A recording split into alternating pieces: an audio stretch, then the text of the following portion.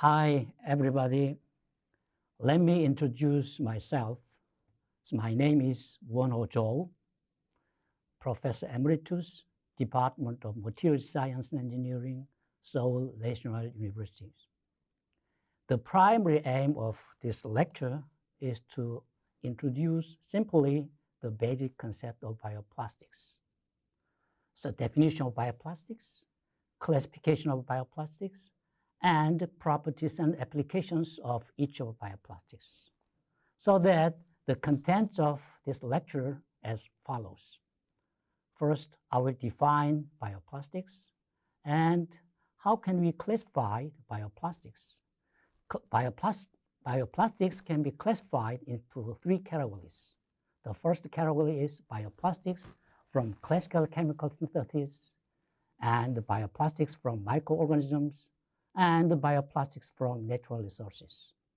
The first part of this lecture covers from definition of bioplastics to bioplastics from natural resources, including starch and cellulose. The second part of this lecture covers chitin and chitosan, dextran, alginic acid, hyaluronic acid, and collagen. So what is definition of bioplastics? So according to Sustainable Biomaterials Collaborative, defines the bioplastics as plastics in which 100% of carbon is derived from renewable agriculture and forest resources such as cornstarch, soybean protein, and cellulose.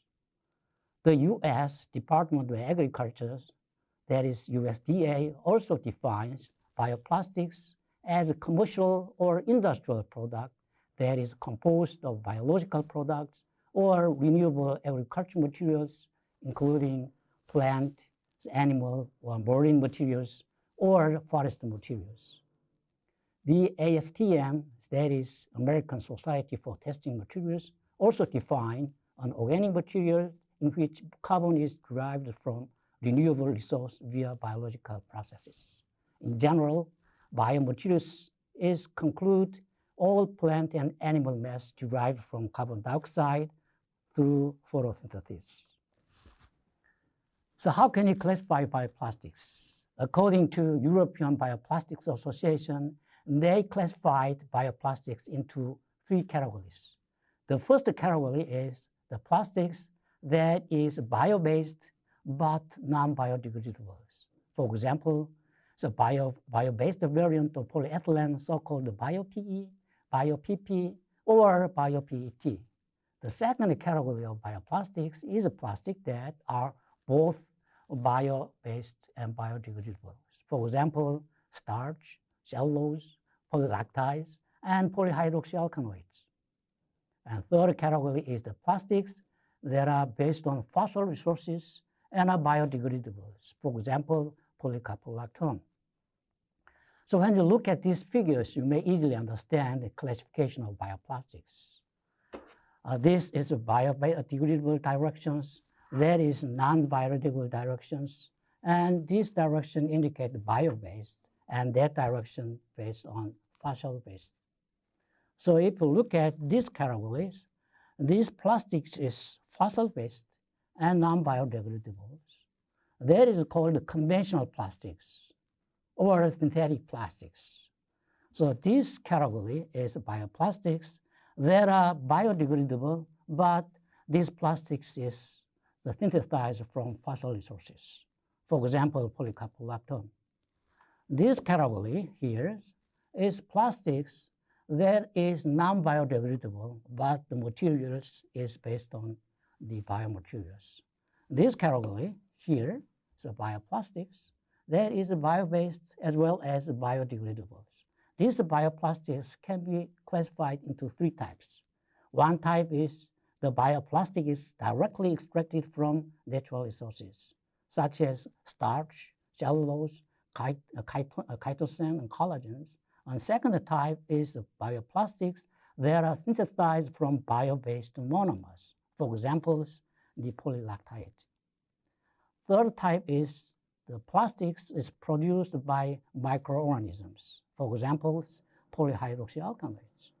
So another classification of bioplastics is based on production method. The first method is directly extraction from natural resources, such as starch, cellulose, and chitin and collagens.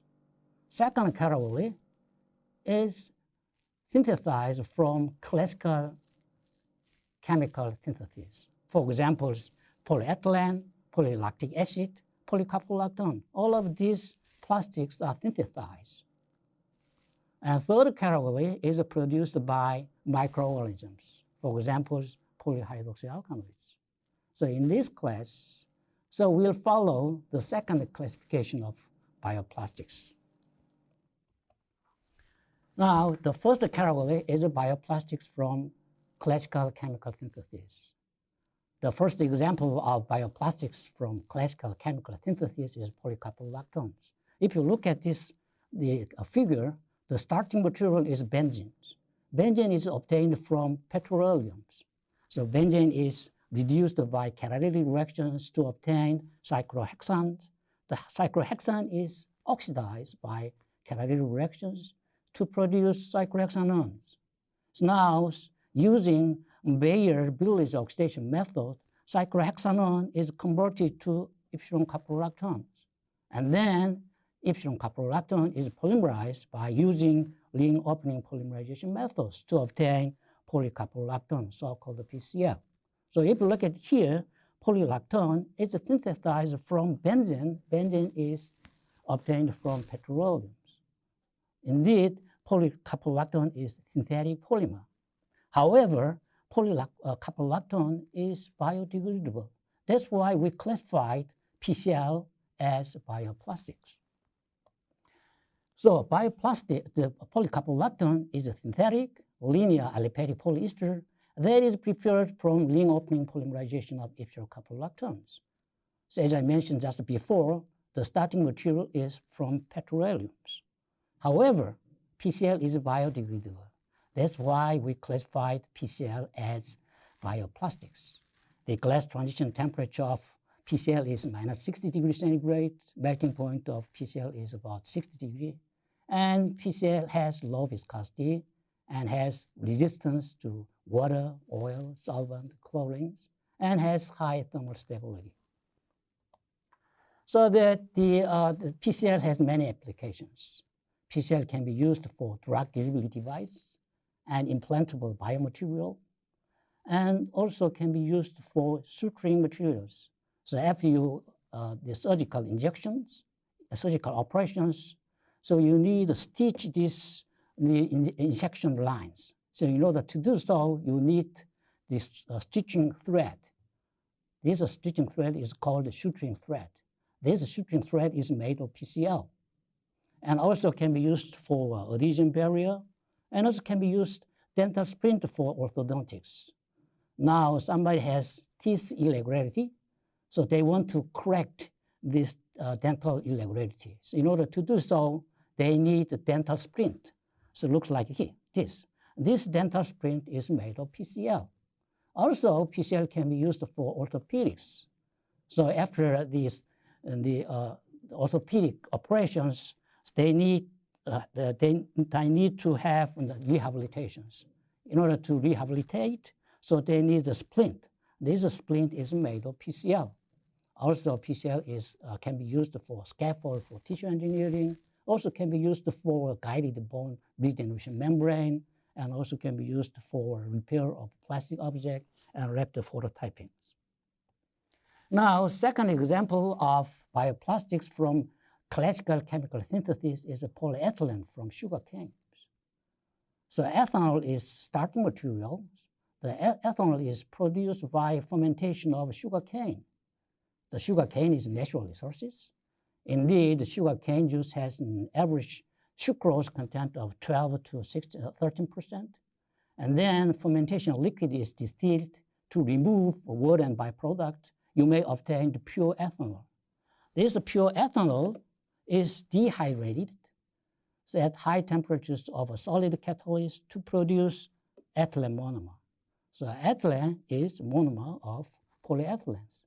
So the ethylene is polymerized to give polyethylenes.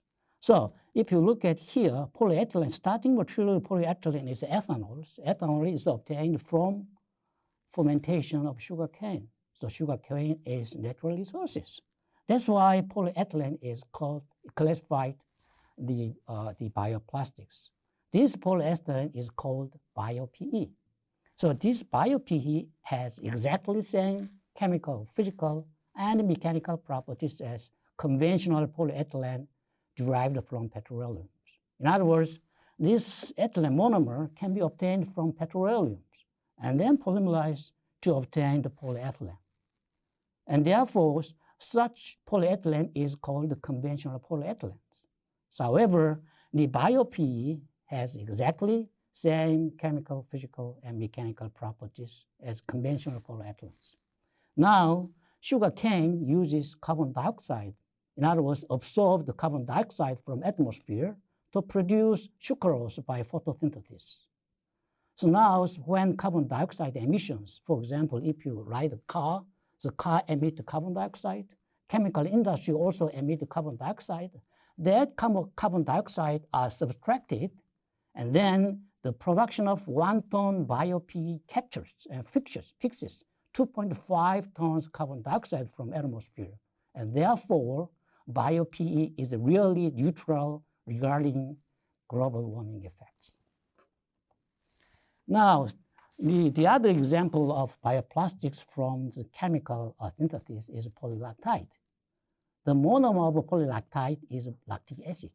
So the lactic acid is a natural product produced by microbial fermentation of natural carbohydrates. So here, primary starting material for lactic acid fermentation is the glucose. And that glucose can be produced from sugarcane, sugar beet, rice, wheat, the corn, and potato starch. So now, lactic acid is a monomer of polylactite, has two optically active stereoisomers, namely L-lactic acid and D-lactic acid. So if you look at these figures, so lactic acid is two isomers, stereoisomers. One is L-lactate acid here, the other one is D-lactic acid. Now, lactide dimers can be formed by condensation to lactic acid monomers to produce L-lactite, D-lactite, and mesolactite. So mesolactite means one lactic acid and one D-lactic acid combines to produce LD or mesolactite. Now, there is two routes to prepare to produce the polylactite. So now, lactic acid is directly polymerized by condensation polymerization to produce LPLA. Another pathway to produce LPLA is first, these two L-lactic acids combine each other to form L-lactide dimer, and then L-lactide dimer is polymerized by ring opening polymerization to produce LPLAs. So there is two routes to produce the L-polylactide. Now, polylactic acid indicates the polymer prepared from polycondensation of lactic acid. Polylactide is the polymer synthesized from the lactide dimer by ring opening polymerizations. However, both polymer types are abbreviated the same PLA. So the crystallinity and mechanical properties of PLA depend upon stereochemistry of polymer backbones. In other words, the L form gives polymer with very high crystallinity. So, however, copolymers of D and L isomers become amorphous, so that you can control the crystallinity by controlling the copolymer compositions. The most important manufacturing process for preparation of commercially available PLA is through ring opening polymerization of lactide. So this pathway is more commercially available process. So the PLA-based products can be either recycled or composted after use to eventually convert it to carbon dioxide and water. Now, PLA has a high resistance to grease and oil, and therefore PLA can be used for packaging materials. So PLA has an excellent heat sealability and has high resistance to UVAs.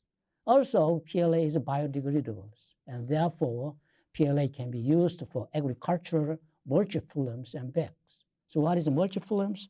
So if you look at these figures, so here's if you want to grow vegetables, and then you need these types of film. This film is called the multifilm. This film is made of PCl. And also PCl can be used for medical implants, such as anchors, screws, plates, pins, and rods. And also this PCl can be used for decomposable packaging materials and cups and bags. So if you look at this figure, this cup is made of PCl. So after you use these cups, you throw it out. But this PCl is biodegradable, and therefore this cups is really environmentally friendly. And also can be used for loose filled packaging materials and compost bags and food packaging and disposable tableware. So if you look at here, this is the tea bags. This tea bag is made of PCLs. After you use this tea bag, you throw out, you dispose. But this is biodegradable, and therefore this tea bag is environmentally friendly. So non-woven fabrics also can be made of PCl, and then the non-woven fabrics can be used for upholstery, disposable garment, awnings, female hygiene products, and diapers. Now, second category is bioplastics from microorganisms. The typical example is polyhydroxyl alkaloids. This polyhydroxyl alkaloid is aliphatic polyesters produced by many microorganisms for intercellular energy or carbon reserves. In other words, now you have some specific bacteria, and then you feed the sucrose, vegetable oils, and fatty acids as a nutrient into the bacteria. And then the bacteria produce a polymer, for example, polyhydroxyl alkaloids. This polyhydroxyl alkaloid is thermoplastics and have elastomeric properties. The typical polyhydroxyl alkaloids are poly-3 hydroxybutylate, poly-3-hydroxybalonate chemical structure shown here. This is polyhydroxybutylate, and this is polyhydroxybalonate, or a copolymer of hydroxybutylate and hydroxybalonate. Now, polyhydroxyl alkaloid has a high crystallinity and also biodegradable. And they have low water vapor permeability, and therefore the polyhydroxyl alkaloid can be used for packaging materials. And they have very low elongation of life. In other words, they are brittle at low temperatures. However, Tg is very lower than room temperatures. And therefore, at room temperatures, the polyhydroxyl alkaloid is not so brittle, but below Tg, and then the polyhydroxyl alkaloid becomes brittle. So as I mentioned just before, a copolymer of butylate and hydroxybalonate. So in this case, when you increase the amount of hydrobalonate in copolymer salt, copolymer compositions, and then the polymer have increased impact strength, decreased crystallinity, reduced glass and melting transitions. In other words, when you control the copolymer compositions, such as the amount of hydroxybalonate, and then you can control the impact strengths, crystallinity, glass and melting transition temperatures. And polyhydroxyl alkaloids are very sensitive to trace amount of water and has poor thermal stability. In other words, polyhydroxyl alkaloids are easily degraded at temperatures above melting temperature. Well, these figures summarize the application of polyhydroxyl alkaloids. So they can be used for implant and scaffold and drug delivery systems and packaging material and tissue engineering, energy materials, etc. So they have many applications. Now, this third category of bioplastics is bioplastics from natural resources. The first example of bioplastics from natural resources is starch. Starch is naturally abundant plant polymers. The botanical source of starch comes from seeds such as wheat, corn, rice, and roots. for example, tapioca, and tubers, such as the potatoes. Starch molecules are organized in a semi-crystalline structure called granules with typical diameters in the range of 1 to 100 micrometers. Starch is also biodegradable. Starch has easy accessibility for chemical modifications. In other words, starch has many functional groups. By using that functional groups, we can modify the starch. The price of starch is very low. Now, what is the chemical structure of starch? Starch polymer consists of alpha, D, and hydroglucose units built up of components, amylose and amylopectin. So if you look at this chemical structure of the glucose molecule, this is a basic unit of starch. So this represented by ball and stick model. So you are familiar with this type of chemical structures. Now if you focus on this carbon here, this carbon is denoted by C1. It's adjacent to oxygen atoms. This carbon is denoted by C2 and C3, C4, C5, and this C is C6. So there is 6 different carbons in a glucose unit. Now, the hydroxyl group in C1 is linked with the hydroxyl group on C4, and then so this linkage is 1,4 to form ethyl linkages. So another way to link between glucose unit is the hydroxyl group on C1 linked with the hydroxyl group on C6. And these cases we call the 1,6 linkages. Now, so if you look at chemical structure of amylose, so this is 1,4 linkages, 1,4 linkages, and 1,4 linkages, right? So all the glucose units linked to 1,4 linkages. Now, another specific feature is the hydroxy methyl groups. So all of the hydroxyl groups positioned in the same direction in amylose. So if you look at the chemical structure of amylopectins, this is 1,4 linkages, 1,4 linkages, 1,4 linkages. But here, this linkage is 1, C1. What about this one? This is C6. There is C6 linkages. If there is C6 linkages, the chemical structure of cellulose becomes branched structures. Now, so in general, amylose is a linear polymer. So amylopectin is the branched polymers. Right? So cellulose is composed of the amylose and amylopectin. Now, as I mentioned just before, starch is the semi-crystallines. So they have crystallites. The crystallites are formed from linear parts of the amylopectin and amylose with the formation of hydrogen bonds between glucose chains.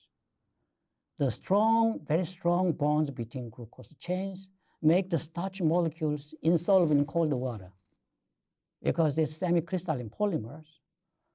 Due to hydrogen bonds, they have the crystal structure is developed, and therefore it's very difficult to dissolve in cold water. So in order to dissolve starch in water, you may need heat it up. Now, heating a starchy solution to a certain temperatures at which starch starts to dissolve in water, the temperature is called gelatination temperatures. So at the gelatination temperatures, the hydrogen bonding between glucose units broke down. The gelatination is an irreversible process that implies transition from ordered structures to disordered structures, accompanied with dissociation of hydrogen bonds, and therefore loss of crystallinity and hydration of starch. So starch molecule is not soluble in cold water, right? So in order to dissolve starch molecules in cold water, so you may need to modify the starch molecules by using the functional group of starch molecules.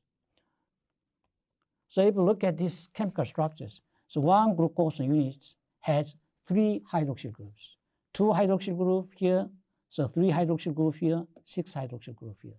This hydroxyl group is very reactive for chemical reagents. So that using these functional groups, we can modify the starch molecules. So starch derivatives, the modification of starch. The hydroxyl group on starch glucose units undergo substitution reactions, as I mentioned just before, and therefore they form different types of starchy esters and ethers. These starchy derivatives, in general, highly hydrophilic and therefore soluble in water. And these starch derivatives can be made in the form of a film. The film is very brittle and therefore limit applications. The maximum degree of substitution is 3. So if you look at chemical structures, these 3 different hydroxyl groups. All of hydroxyl group is substituted by the other chemical reagent. The degree of substitution must be 3. Now, 2 of hydroxyl group is substituted by the chemical reagent, and then the degree of substitution should be 2, right? So the maximum degree of substitution must be 3. That is equal to the number of hydroxyl groups on each glucose unit. So another modification of starch is starchy ethers. So now if you look at this chemical structure here, so R is H, all of R is H, there should be starch, right? So R is replaced by this group. This group is hydroxypropyl groups. And then this starch is called hydroxypropylated starch. This hydroxypropylation improves the low temperature stability, the stability of dispersion viscosity, and the flexibility of resultant films. So in particular, hydrophilic hydroxypropyl groups lower gelatinization temperature. In other words, this hydroxypropylated propylated is soluble in cold water. The application of this hydrophilic propylated starch is this adhesive and glue of tiles. If you like to lay the tiles on the floor, you need this adhesive and glues. That adhesives and glues is made of the hydroxypropylated starch. Now, the second example of bioplastics from natural resources is cellulose. Cellulose is the most abundant natural biopolymers in the world. The cellulose polymer consists of a number of anhydrous units linked together, 1,4-glucosidic bonds in linear fashions. Now, if you look at this chemical structure of cellulose, this chemical structure of cellulose is very similar to chemical structure of starch. So what is the difference between chemical structure of cellulose and chemical structure of starch? In the starch molecules, the hydroxymethyl groups, all of the hydroxymethyl groups position same directions. However, in these cellulose molecules, the hydroxypropyl groups is positioned up and down, etc., and so forth. Now, this hydroxyl group also can be modified by chemical reagent. For example, this H is replaced by R here. So R is acetyl group. This is called an acetyl cellulose in propionyl and butyryl. And hydroxypropyl group can be replaced by R. And this cellulose is called hydroxypropylated cellulose. Now, the degree of polymerization of cellulose varies between a few hundred and several thousand glucose units, which corresponds to the molecular weight of 90,000 to 150,000 grams per mole. Cellulose forms highly crystalline structure due to intra and intramolecular hydrogen bonds. So if you look at these structures, this is the cellulose molecules. These molecules, they have intermolecular hydrogen bonding. At the same time, they have intramolecular hydrogen bondings. And therefore, these cellulose molecules packed each other very densely, right? And therefore, they have very high crystallinity. And therefore, cellulose is not dissolved in water. Even hot water, cellulose is not dissolved in hot water. And therefore, in order to dissolve cellulose in water or organic solvent, we must modify the cellulose. The first example of cellulose derivatives is hydroxypropyl cellulose, that is called HPC. This HPC is non-ionic cellulose ether formed the base catalyzed reaction of cellulose with propylene oxide. The hydroxyl group in 6th position has largest reactivity in contrast to that for starch hydroxyl groups. HPC has ability to form liquid crystalline phase in concentration solution. That's a very interesting phenomena. So HPC films are flexible, transparent, odorless, and tasteless, biodegradable, edible. Edible means that you can eat. Eatable, so edible, and thermoplastics. So HPC films show the moderate mechanical strength, are moderate barriers to moisture and oxygens, so while they are resistant to oils and fats. So another example of starch derivatives are ethyl cellulose, methyl cellulose, carboxymethyl cellulose. So if you look at this chemical structure here, so R is H, of course, this must be cellulose. So R is replaced by methyl group, and this cellulose is called methyl cellulose. So R is ethyl, that could be, there must be ethyl cellulose. Now R is replaced by carboxymethyl groups, chemical structure shown here, and this cellulose is called carboxymethyl cellulose, so-called CMC. So all of these cellulose esters can be cast as films and coated from water and ethanol solutions. These cellulose derivatives are not thermoplastics, so, and therefore not heat sealables. The cellulose derivatives show poor moisture barrier properties. However, they have very good resistance to oils and fats. Now, this is the most important cellulose derivatives, cellulose acetate. Cellulose acetates are formed by reacting cellulose with acetic anhydride, the chemical structure shown here. This is acetic anhydride. These cellulose acetates are the most important commercial products for plastic applications. So they have valuable properties in terms of clarity. In other words, the film can be made of cellulose acetate. The film has very clear, and they have stiffness, grease resistance, and moderate heat resistance. And they have poor barrier properties against the gases and moisture. And these cellulose acetates are easily extruded and injection molded. The cellulose acetate with a degree of substitution between 1.7 and 3.0 are biodegradable. So this application is very wide. So if you look at this figure, the most important application of cellulose acetate is the cigar filter tow. This cigar filter tow is made of cellulose acetate, and fabrics can be made of cellulose acetate. Also, this is the Lego blocks. So Lego blocks are made of cellulose acetate. And the movie films. Well, nowadays we don't use this type of movie films, but all the times we used movie film. This movie film was made of cellulose acetate. Now, so let's stop here. We will continue the second part of bioplastics later. Thank you.